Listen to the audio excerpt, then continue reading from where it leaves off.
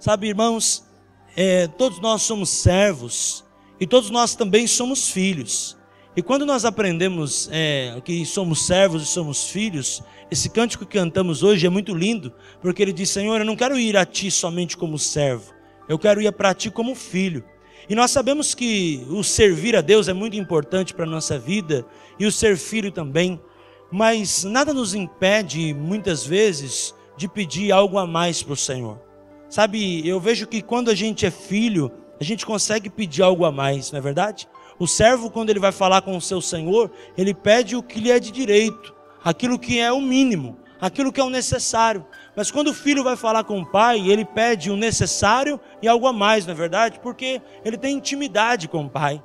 Ele pode entrar na casa do pai, como a gente cantou, ele pode chegar nos átrios do Senhor, abrir o coração, pedir algo a mais, porque ele está nos braços, na casa do pai, e ali ele fica à vontade. Quando você vai na casa de um patrão seu, você tem talvez uma formalidade para sentar, você vai pedir a água, pedir: por favor, você pode me arrumar um copo de água. Você só vai talvez falar quando alguém te der espaço para falar. É diferente de estar na casa do teu pai. Quando você está na casa do teu pai e da tua mãe, né, da família, você fica à vontade, você deita no sofá, você tira o sapato, você fica à vontade. Mas, irmãos, será que nós temos feito da casa do pai, de fato, o que nós temos que fazer dela? Porque quando eu vejo um filho que entra na casa do pai, eu vejo que ele está totalmente na liberdade. O teu filho não pede licença para ir para o quarto, para abrir a geladeira, porque ali ele tem liberdade. Talvez se fosse um servo para ir na casa do seu senhor, do seu patrão, com certeza, ele talvez nem da sala sairia. Mas quando o filho entra na casa do pai, ele tem intimidade com a casa do pai. E eu quero que nós possamos pensar um pouco nisso. Nós somos filhos do Senhor. Nós temos direito à herança do Senhor. Nós somos herdeiros do Senhor. A Bíblia diz que nós somos herdeiros da promessa, co-herdeiros com Cristo. Nós temos um lugar preparado pelo Senhor, porque nós somos filhos do Senhor. Não que não sejamos mais servos, somos servos e também filhos, mas nós precisamos aprender mais do Senhor e buscar mais do Senhor, porque chega um momento da nossa vida, e é nisso que eu quero meditar, que as lutas se levantam de uma forma tão grande, que os problemas se levantam de uma forma tão grande, que nós então nos cansamos. Quantas vezes nós nos cansamos, não é verdade? Quantas vezes nós nos esgotamos? Quantas vezes nós não nos olhamos para dentro de nós e já nos vemos no limite da paciência, no limite do tempo, muitas vezes irada, nervoso, nervosa, porque nós nos cansamos. Chegam algumas etapas da nossa vida que nós nos cansamos de algumas coisas, e existe um esgotamento. Eu não estou falando de esgotamento, de cansaço físico, porque isso as férias resolve, uma noite de sono bem dormida resolve, mas estou dizendo de um esgotamento emocional, de um esgotamento espiritual, e onde você parece que não está mais feliz em viver aquilo que você está vivendo, parece que você não vê mais satisfação, parece que você não vê alegria, porque existe algum momento de cansaço, que não é uma angústia, mas é um sentimento vazio que enche o nosso coração, e nós não conseguimos encontrar resposta. É como se nós estivéssemos patinando e não saísse do lugar. E quando nós vamos para o Senhor, nós encontramos renovo, nós encontramos descanso, nós encontramos do Senhor o melhor para a nossa vida. O Senhor, quando estamos na sua casa, Ele é Pai, Ele nos renova, amém ou não amém? Ele nos restaura, Ele nos cura, Ele abre a porta, Ele transforma, porque chega um momento, irmãos, todos nós um dia já nos cansamos, todos nós um dia já nos esgotamos.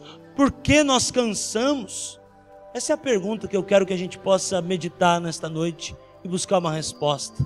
Por que nós chegamos a um nível de cansaço? Talvez você está me ouvindo esta noite dizendo: pastor, é isso que eu estou vivendo. Eu estou cansado, eu estou esgotado, eu estou nervoso, eu estou irado, eu quero jogar tudo para o ar, eu não vejo mais satisfação naquilo que eu faço, naquilo que eu sou, porque eu já estou no esgotamento. Então eu quero te responder essa pergunta com a palavra de Deus. Por que nós então nos cansamos? Porque chegamos no momento onde bate o desespero. A palavra de Deus diz que Paulo, em um determinado momento, estava tão triste ao ponto de desesperar a sua alma. Quantas vezes nós não passamos por isso, não é verdade? Chega momentos de tribulação, momentos de tristeza, que nós não sabemos como reagir, e bate um desespero, bate um cansaço, bate um esgotamento, mas a palavra de Deus nos ensina algumas verdades, eu quero compartilhar com você. Abra sua Bíblia no livro de Isaías, capítulo 40, vamos começar meditando nesta palavra, versículo de número 28, até o versículo de número 31,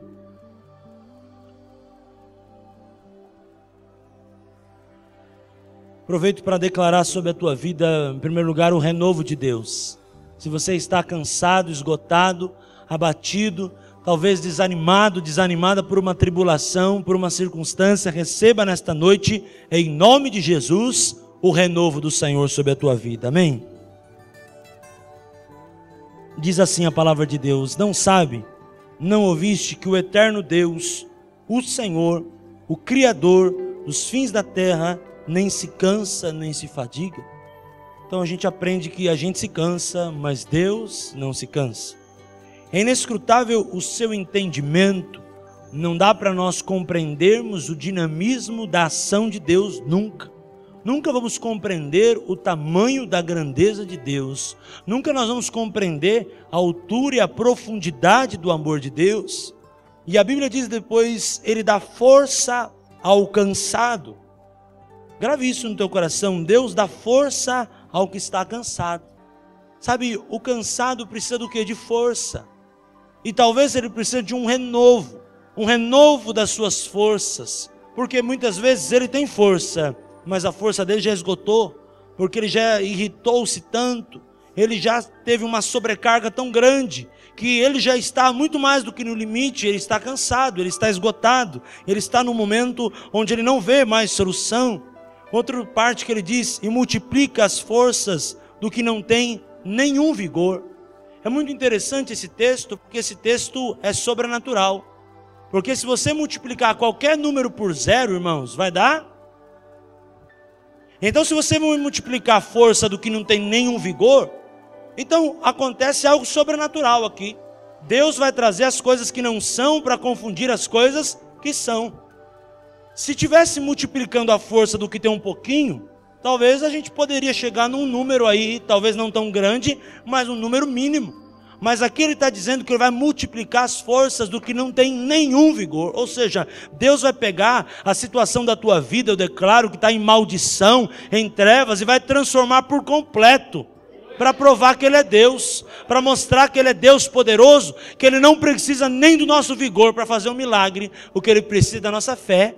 E quando nós colocamos a nossa fé para agir, o milagre de Deus vem, a bênção de Deus vem, o sobrenatural acontece. Multiplica o quê? Multiplica o nosso zero.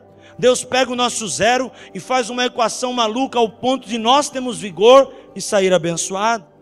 Os jovens se cansarão e se fatigarão, e os moços certamente cairão, mas os que esperam no Senhor.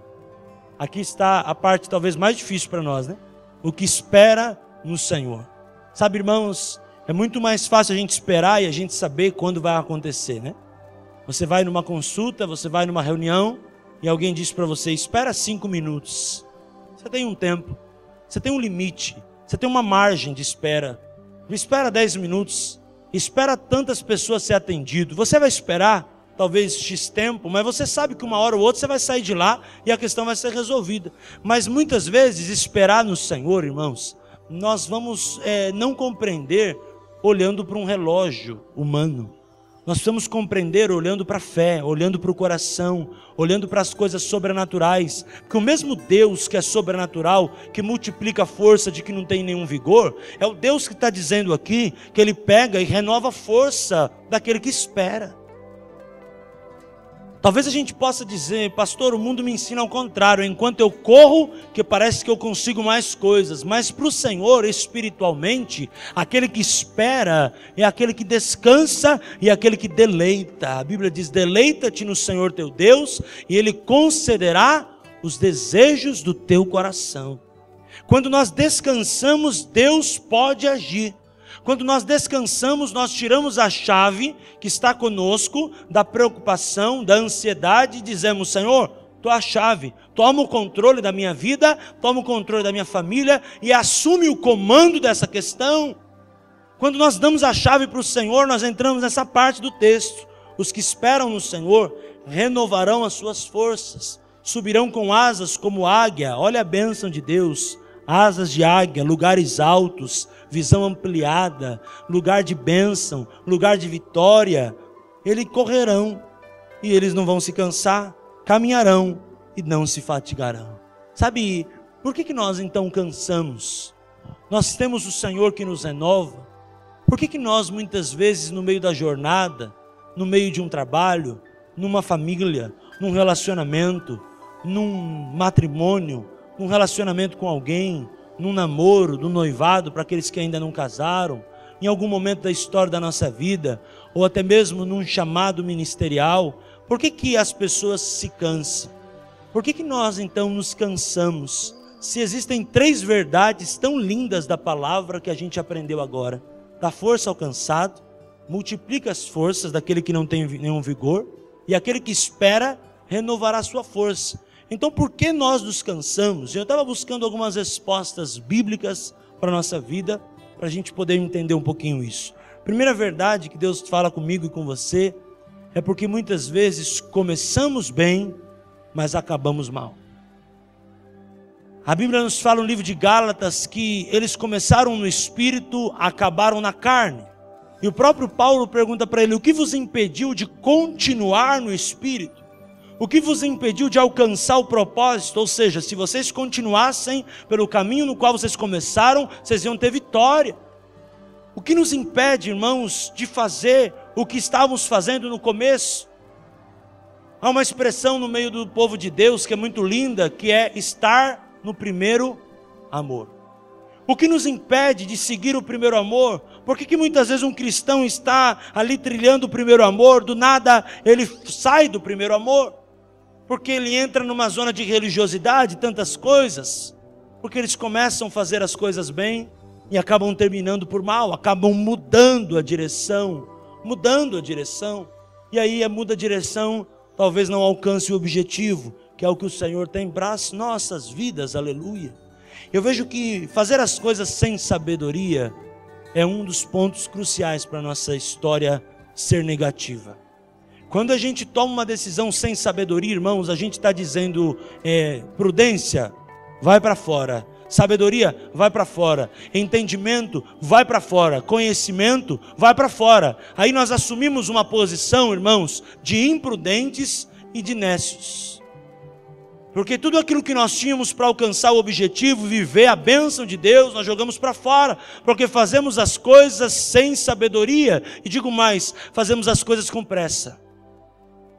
Nós queremos chegar logo lá no final, e esquecemos que a Bíblia diz que é de passo em passo, de fé em fé, de glória em glória. Nós começamos já vendo o final, olha, eu quero chegar lá, e muitas vezes não cumprimos essa etapa com sabedoria, com dedicação, com empenho. Então a segunda etapa não vai ter sucesso, e a terceira etapa também não, e eu chego no final, mas muitas vezes cansado, esgotado. Por isso que a Bíblia fala, faça tudo com ordem e decência. Por isso que a Bíblia fala, faça tudo no tempo de Deus. A todas as coisas a Bíblia diz que é um tempo debaixo do propósito do céu. Ao tempo de tudo, tudo tem um tempo. E eu vejo que para nós fazermos as coisas com sabedoria, nós precisamos de tempo. Tempo com o Pai, se nós somos filhos. Para Ele nos mostrar qual é o caminho que nós temos que seguir. Qual é a direção que nós temos que seguir. Qual é o objetivo que Ele tem para nós. Aonde Ele quer nos levar. Porque muito mais do que palavras, o Senhor quer de nós poder.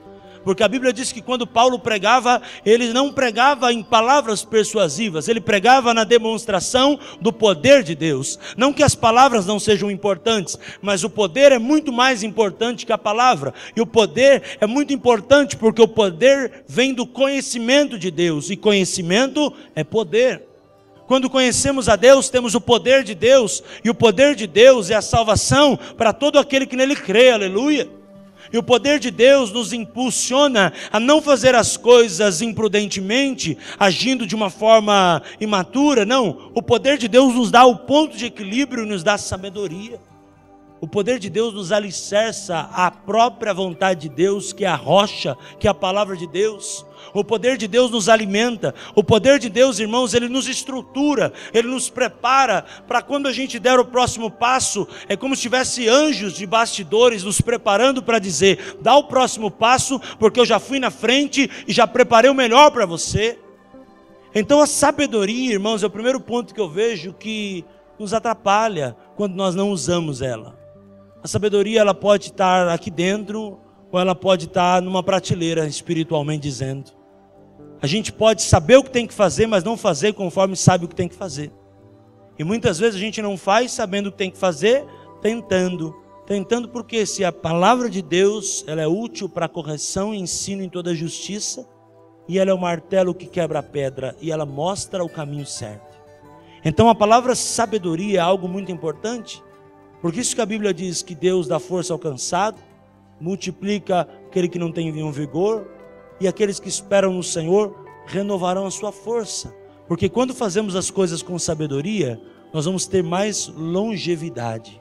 As coisas vão chegar mais lá no fim, as coisas vão ter mais longo prazo do que quando nós fazemos as coisas de uma forma imediata. Pense nisso. Fazer as coisas com sabedoria nos poupa de esgotamentos, nos poupa de cansaços. Talvez você este mês, esta semana, tenha decisões para tomar. Vá orar. Tenha direções para fazer, alguma coisa para resolver. Vá orar ao Senhor. Peça para o Senhor te mostrar o que você tem que fazer, meu amado. O que você tem que fazer, minha amada, porque Deus tem uma vitória para a tua vida este mês. Mas não permita você, em nome de Jesus, ser roubado. Em nome de Jesus eu declaro a bênção de Deus e a provisão sobre a tua vida e sobre a tua casa. Mas não permita ser roubado. Não, eu vou orar, eu vou ter um tempo com o Senhor. Eu preciso tomar uma decisão, eu tenho um caminho para escolher, eu tenho coisas para resolver. Eu vou orar, eu vou buscar a sabedoria e eu sei que Deus vai me abençoar. O provérbio fala algo muito lindo. Ele diz assim: chama a sabedoria de sua irmã e o entendimento de seu parente. Ele fala isso, é muito lindo. Sabedoria tem que estar assim conosco, e o entendimento também.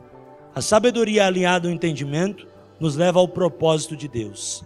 Entenda essa fórmula: sabedoria mais entendimento é igual ao propósito de Deus. Porque nós vamos chegar lá, e mesmo que demore, os que esperam no Senhor renovarão as suas forças.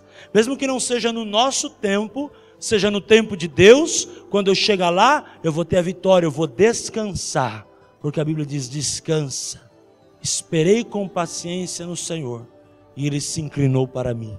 O Senhor se inclina para aquele que espera. O Senhor se inclina para aquele que age com sabedoria. E aquele que age com sabedoria chega no propósito de Deus. Quantos creem, diz amém? Quantos querem a sabedoria de Deus? Diz amém. A sabedoria de Deus nos faz ser renovado e nos faz não nos cansarmos quando assumimos uma posição. É muito importante. O próprio Deus foi sábio. Ele trabalhou 6 dias. Descansou um. Descansou um. Descanso quer dizer, na palavra original, o dia sabático. Sabe o que é dia sabático? O dia de descanso, mas quer dizer também o dia do renovo. Quando você tem o renovo, você consegue começar o ciclo de novo totalmente diferente. Quando você para e busca um renovo, quando você para orar, você começa e recomeça as coisas de uma forma diferente. É muito interessante quando você vem para a igreja.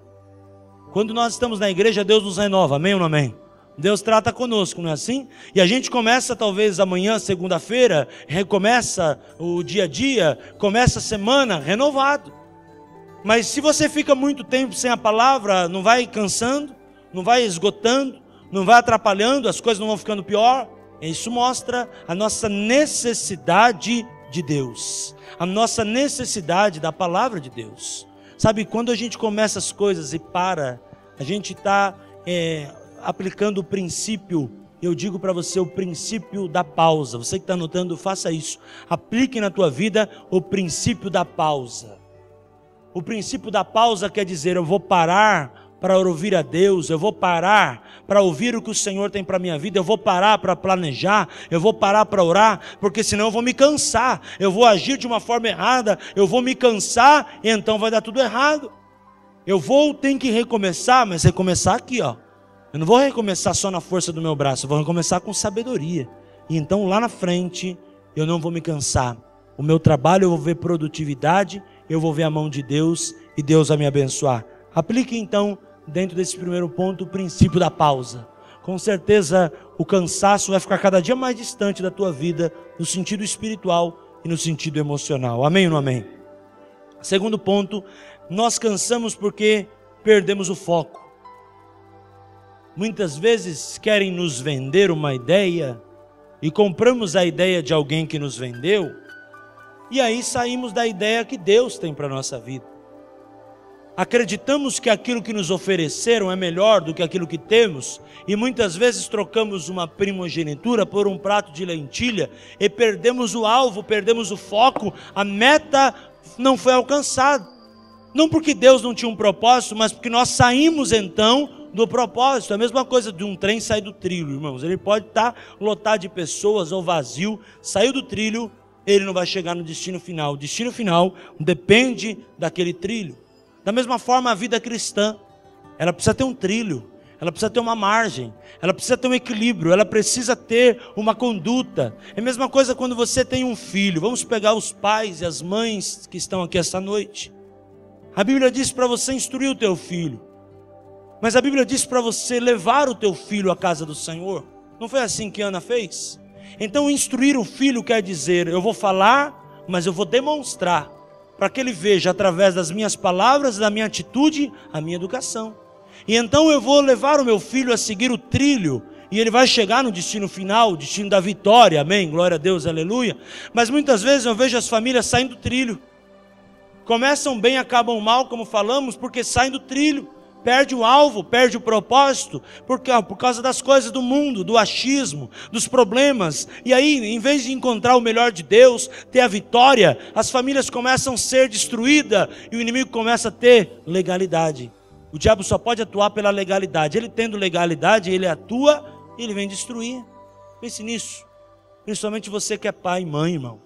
Você, minha irmã, que é mãe. Pense nisso. Teus filhos têm que ser criados no altar de Deus. Tem que ter um trilho. Você tem que levar o teu filho ao foco, teu filho ao alvo, mostrar o caminho. E o caminho é tremendo. Quando você mostra Jesus Cristo, o caminho, a verdade e a vida, quando o teu filho chegar na velhice, na juventude, ele não vai se desviar. Quantos crentes, amém? Então perder o foco também é uma coisa muito interessante. O princípio que eu aprendo aqui é o princípio do conselho. O conselho nos faz fazer lembrar do foco. Há um texto bíblico que diz, eu quero trazer à memória o que me dá esperança, onde eu vou chegar, qual é o objetivo, qual é o meu alvo. Mas muitas vezes a situação está tão complicada, o esgotamento está tão grande, o problema está tão grande, o cansaço, que a gente lembra da esperança, lembra nada. A gente só lembra de desistir, que está difícil, que não tem como. Mas quando a gente olha para a promessa, a gente olha para o Senhor, o autor e consumador da fé, e nós somos renovados. Então é muito importante o princípio do conselho, quando você para ouvir alguém. Alguém que te ajuda a tomar uma decisão. A Bíblia diz, orai uns pelos outros. Confessai as vossas culpas, para que sejam curados. Ou seja, todos os textos quer dizer que nós precisamos uns dos outros. Quando nós entramos no isolamento, no individualismo, acaba com tudo a nossa vida. Mas quando a gente para ouvir alguém, a gente traz à memória o que dá esperança, a gente repensa, a gente já busca um renovo, Deus fala conosco, e aquele negócio que a gente queria de desistir, largar tudo, não desiste mais, não larga tudo mais não. Por quê? Porque Deus ministra o coração e a paz do Senhor vem morar aqui dentro de novo. Aí nós somos renovados de glória em glória. Então lembra desse princípio, o princípio do conselho, em nome de Jesus. Terceiro ponto que eu vejo nesse texto é quando a gente se cansa por causa dos pequenos erros. Quinta-feira falei um pouco sobre isso, que o pecado é um assalto à mão armada na nossa vida espiritual. Pequenos erros, irmãos, são os famosos mínimos detalhes. Sabe quando a gente diz, mas o que que tem? É só isso mesmo? Só isso aí não tem problema. É tão pouca coisa, mas é um pouquinho aqui, um pouquinho ali, um que é o que tem ali, um deixa para lá ali, e vai juntando, e vai juntando. Daqui a pouco, esses pequenos erros se tornaram uma brecha enorme. E aí o que acontece? O inimigo atua, a legalidade vem, o inimigo destrói, e todos os planos que Deus tem para nós começam a ficar mais distantes de nós. É muito sério isso. Quando nós estamos diante de erros, e eu estava até anotando aqui essa semana, detalhes nos traz esgotamento, mas detalhes nos faz voar como águia. Ele diz que aqueles que esperam no Senhor, é um detalhe, esperar é um detalhe, renovarão as suas forças. Mas aqueles que também que não esperam, por causa de um detalhe, vão viver um esgotamento, uma tristeza, uma angústia tão grande que não vai ter a vitória. Detalhes nos atrapalham. E eu quero que você entenda, irmãos, cuidado com os detalhes.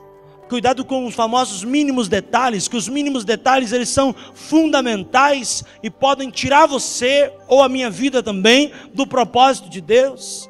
Os mínimos detalhes podem nos levar para perto ou podem também nos deixar tão longe do alvo que Deus colocou para a nossa vida. Então pense um pouco, como está a minha vida com Deus? E aqui a gente aplica o princípio da reflexão. Cada um de nós refletir, como está a tua vida com Deus? Como está o meu coração? Como estão minhas escolhas? Como estão as minhas decisões? Eu preciso rever minha espiritualidade. Minha espiritualidade talvez está muito fraca, eu não estou crendo, eu preciso rever minha fé, minha espiritualidade, o que eu penso, o que eu sinto, eu preciso rever. Porque, irmão, sabe o que acontece? A gente se não rever, o inimigo vai colocando o que ele pensa, o que ele acha, e daqui a pouco nós não somos mais o que Deus criou, nós se tornamos uma coxa de retalho.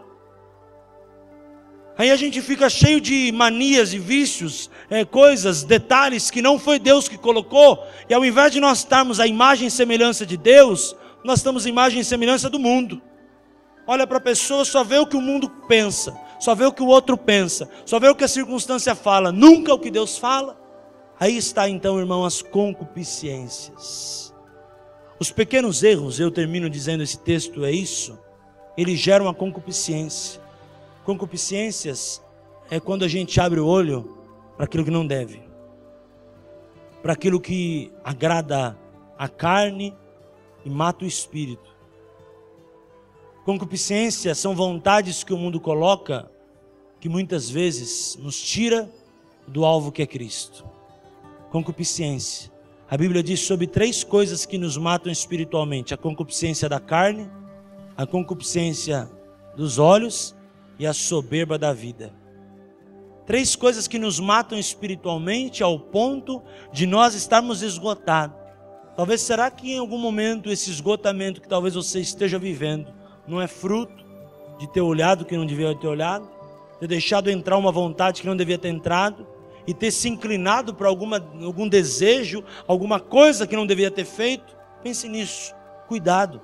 Até nós estávamos falando esses dias, a Débora estava falando, é muito interessante. Muitas vezes as pessoas têm uma fé, mas uma fé burra.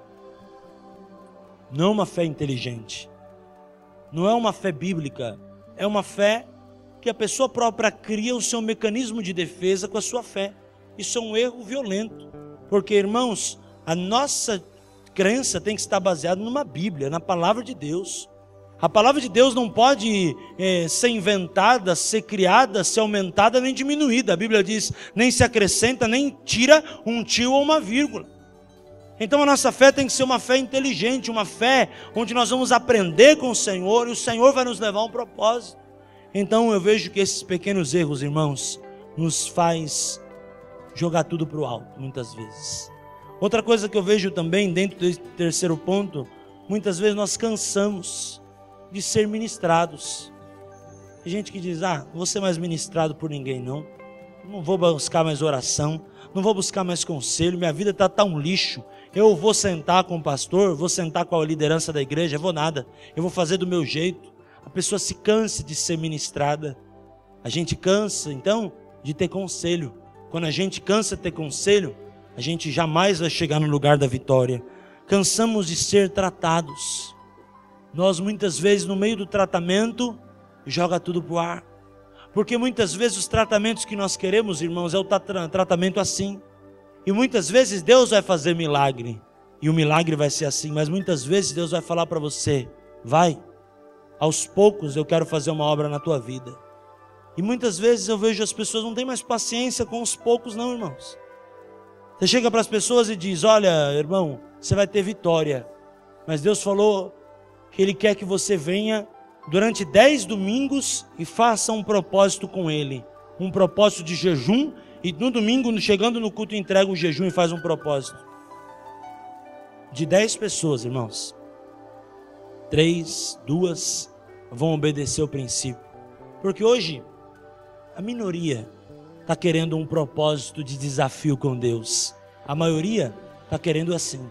Está querendo chegar num lugar, entrar e receber a bênção como ventilador, né? Ele passa, bate o vento, bom, agora já estou curado, já estou renovado, já estou tratado. Mas muitas vezes um tratamento demora, e o tratamento não demora porque Deus demora. Demora porque nós não sabemos esperar em Deus e nós não sabemos obedecer às etapas de um tratamento. Amém ou não amém, irmãos? Quarto e último lugar, irmãos, nós muitas vezes cansamos porque abrimos mão da oração. Ah, mas Deus sabe tudo, não vou orar mais não. Ah, Deus não sabe tudo, para que eu vou orar? Um grande erro, uma grande fatalidade, espiritualmente dizendo, quando você abre mão da oração. Muita oração, muito poder. Pouca oração, pouco poder. Quem não ora, também não tem poder nenhum. Então quanto mais a gente ora, mais Deus derrama poder. Amém ou não amém?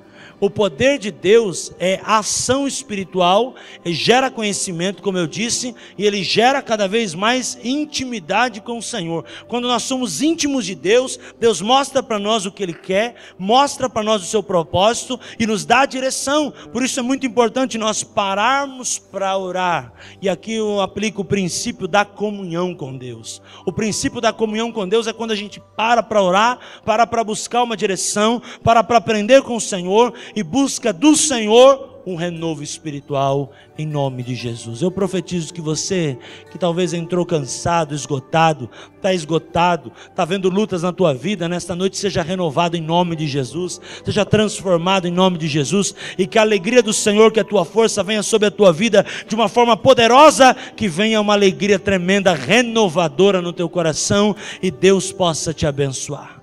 O texto que nós lemos no início diz, a destra do Senhor faz proeza. Ele diz lá que a destra do Senhor faz proeza. E um texto antes diz lá, na tenda dos justos, a voz de júbilo. Ou seja, na casa de Deus há uma palavra de alegria. A alegria do Senhor renova as nossas forças. A alegria do Senhor transforma a nossa vida. A alegria do Senhor abençoa a nossa vida. Se você está vivendo a tua alegria, é uma alegria errada. A alegria cristocêntrica, a alegria do Senhor é a tua força. Quando eu me alegro no Senhor, eu renovo a minha força, porque a minha alegria não está numa circunstância, não está em algo material, está em alguém. Este alguém é Jesus Cristo de Nazaré. A alegria do Senhor, ela te renova. A alegria do Senhor faz com que o sorriso venha sobre o teu rosto, aleluia. Dá um sorriso aí, meu irmão, em nome de Jesus, aleluia, aleluia, glória a Deus. O sorriso faz bem para o coração, o sorriso faz bem. A medicina, eu estava vendo um estudo sobre sorriso, diz que quando a gente sorri, ele libera o nosso corpo endorfina. Isso faz bem para a nossa vida, nós ficamos felizes e a bênção de Deus vem e nosso corpo se torna mais saudável. Ao invés de nós sorrirmos, muitas vezes, o que estamos fazendo com os problemas? Ah, deixa para lá. E aí entra o desânimo, entra a amargura, entra a tristeza. E a gente vai ficando carrancuda, fechado, amargurado, triste, angustiado. E ao invés de ver a alegria, ver o que Deus está fazendo, ver o que Deus tem para nós estamos olhando a circunstância. Eu quero dizer para você, já estou terminando, não olhe a circunstância. Olha a promessa. Há um cântico muito antigo que diz, eu não olho a circunstância, só olho o seu amor. Quando você olha o amor, você é renovado. Quando você ora o Senhor, você é renovado. Em nome de Jesus. Que o Senhor te renove. Que o Senhor te dê graça. Que o Senhor renove o teu entendimento. Porque aquele que espera no Senhor renovará a sua força. Que o Senhor renove você que chegou aqui nesta noite tão cansado. Que você que está vivendo uma vida de angústia, de depressão, de tristeza, que o Senhor te renove. Que o Senhor te abençoe. Que a bênção de Deus, desse Deus Todo-Poderoso, fortaleça a tua vida e a tua casa. Que sobre ti, os teus muros haja paz. Que sobre os teus muros haja alegria. E que a bênção do Senhor, eu profetizo e oro em nome de Jesus, venha sobre a tua vida. E você saia daqui nesta noite curado, sarado. Porque pelas pisaduras do Senhor, você foi comprado. Você foi colocado num lugar de vitória. E o maligno não pode tocar a tua vida. Aquilo que o Senhor preparou para a tua vida é o melhor.